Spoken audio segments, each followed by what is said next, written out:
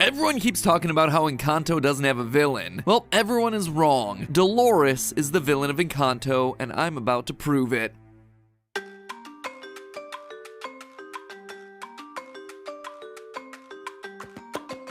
Hello Internet, welcome to Film Theory, where I'm doing this video to justify the hundreds of hours of my life I've spent watching Encanto. That's not even an exaggeration. Encanto is my 3-year-old Ollie's first ever movie obsession. Excellent choice on his part, couldn't be prouder. But if you know how 3-year-olds work, you know that it means I've watched this thing so many times that I'm approaching the heat death of the universe. Everyone is his favorite character. Every song is his favorite song. And at this point I've had to explain the cracks in Casita so many times that the kid is well on his way to becoming a structural engineer. I don't quite have the heart to tell him that hugs won't repair drywall. We'll have to save that lesson until he turns 4. Obviously, I'm joking. Casita isn't made of drywall, but rather a combination of stone, bamboo, and clay in the traditional Latin American construction style called bajarec. You can actually see the bamboo structure here while Mirabel chases Bruno through the walls. That said, when Casita collapses, you don't actually see any of the bamboo, or really any of the interior structural components of the house. Instead, it's just a lot of stone and plaster. Where did the inside of this house go, Disney? Could it be Casita's magic? Could it be secret hidden lore? Could it be that I've watched this movie one too many times? Yes, definitely the last one. As you might have figured out, around watch 37, I started to notice some crazy details inside this thing to help keep me sane. Like here, where Tia Peppa covers the ears of a stuffed teddy bear while she's talking about he who shall not be named. Or here, where it looks like they gave Mirabel's father some hidden Mickey ears. Or how the closing song literally brings together every other song from the show while also giving me some strong Spring Awakening vibes. But the stars don't shine,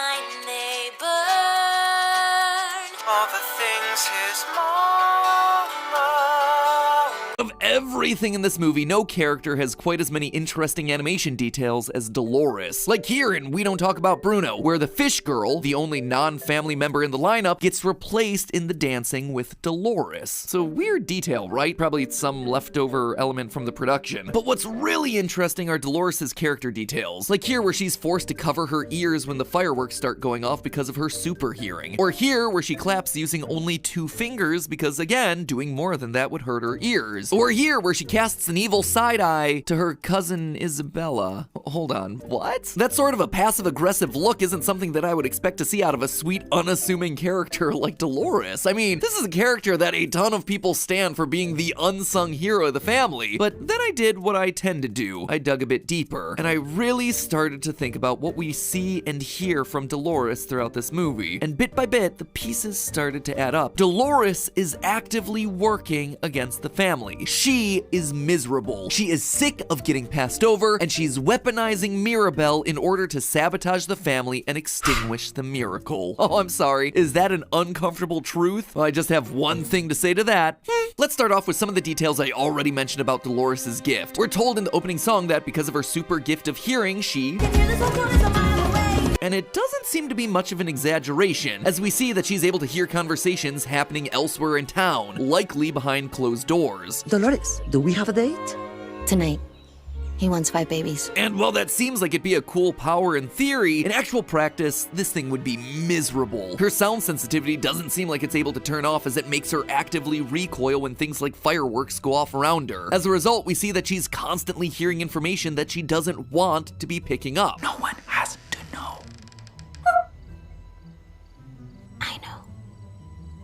It's also something that scientifically would slowly be driving her insane. You see, the amygdala is this little group of neurons roughly in the center of the brain that helps us with emotional responses, specifically when processing fear responses. When she cowers because of those fireworks, boom! Big ol' shot of amygdala activity as her fight or flight response kicks in. Because those sorts of jarring sounds are important for a human's survival, they tend to jump the line, so to speak, when it comes to processing. It's actually believed that that's one of the reasons why the amygdala is in the center of the brain. It gives it close proximity to all the other important functions of the brain, again, to jumpstart our survival instinct. The thing is, because Dolores' hearing is so good, she would actually be inundated with these sorts of inputs all the time, experiencing a constant sensory overload. We're talking about someone who can literally hear an eye twitching from a completely different room of the house. The only one worried about the magic is you.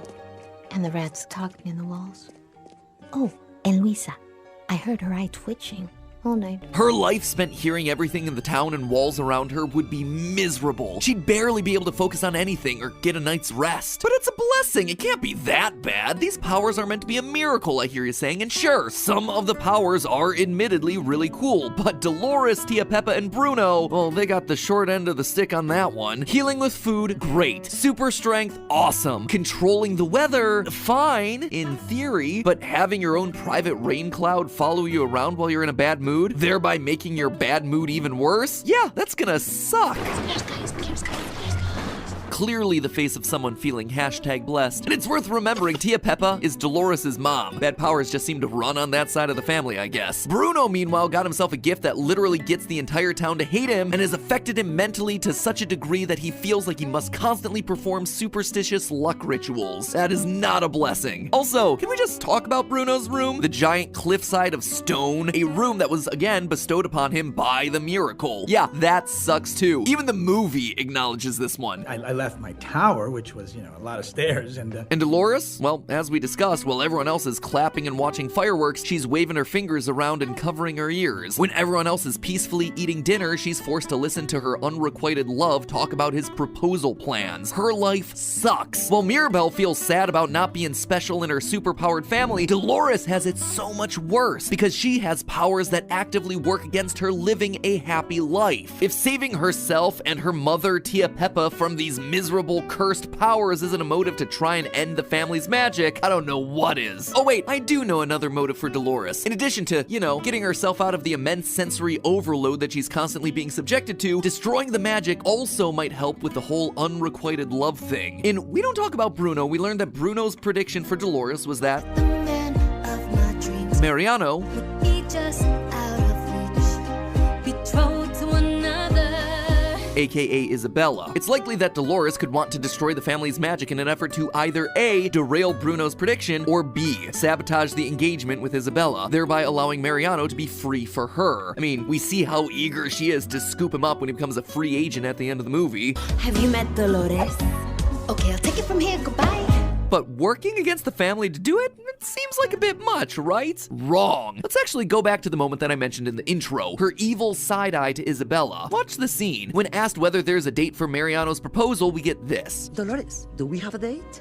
Tonight. He wants 5 babies.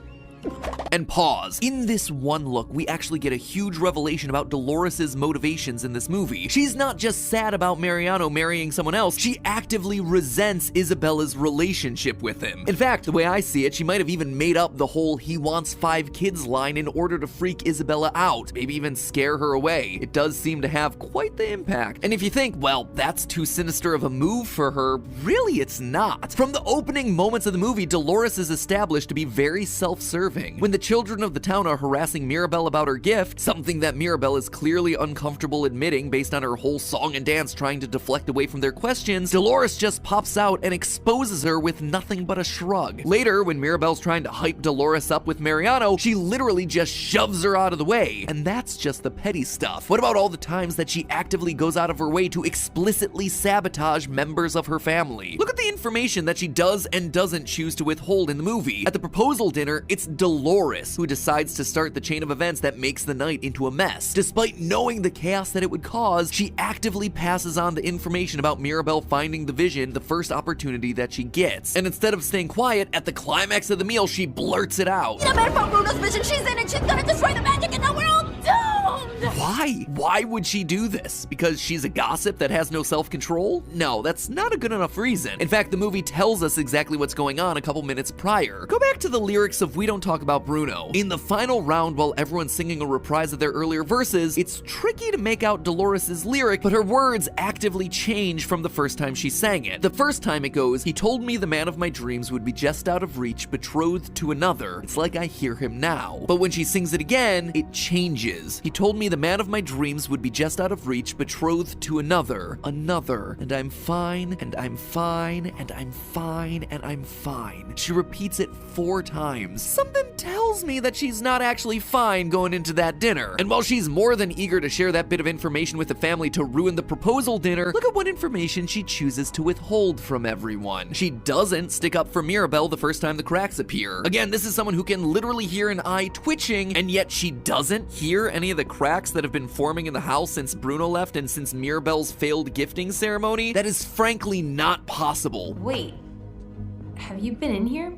Patching the cracks? It means that she's willfully hiding that information. And speaking of willfully hiding information, Bruno in the walls. While the rest of the family thinks that he disappeared or ran away, Dolores knows that he's been hiding in the walls for years. So I knew he never left, I heard him every day. And yet again, she never reveals that information to anyone. A human being, her own family member, is living in the walls of her house and she does nothing about it. My guess is that it's because he's the one who predicted that she'd suffer and be overlooked. But regardless the reason, you gotta admit, that is cold. But do you want the biggest proof that this is intentional, not just me overthinking some random moments in the movie? Look at the final door. When Casita collapses, everyone loses their powers. And all of a sudden, Dolores' life is on the up and up. She and her mother no longer have to deal with their awful curse powers. She's finally able to be seen by the man of her dreams. Dolores, I see you. And I hear you. Yes! But then, after they rebuild Casita, the Madrigals get a new door that depicts the entire family excited that the magic has returned. Everyone is happy in this door picture with an upturned mouth. Everyone except for Dolores. Eyes downcast and literally the only person without an upturned mouth. It is weird. It is a really strange detail in a series of strange details all around this character. Here's the TLDR, friends. Dolores is old enough to know about Bruno's prediction. In fact, she knows that Mirabel is somehow connected to all the cracks in the walls, and that the family is scared of Mirabel killing the miracle. And knowing that, notice who knocks over the first domino. Dolores. She's the one that points Mirabel in the direction of Luisa. She's the one that continues to sow family discord by dropping truth bombs during important dinners. She's the one actively concealing the cracks while also covering up family members living in the walls. She's the one made miserable by her power and the one forced to live in jealousy of her cousin. And she's the one, the only one, to look sad on the final door when everyone's powers return. In storytelling, a villain is a character whose actions oppose the positive resolution of the plot. Everything Dolores does and doesn't do throughout the movie actively drives more cracks into the house and goes to extinguish the miracle. If that, my friends, isn't a villain, I don't know what is. And that, theorists, is how the Casita crumbles.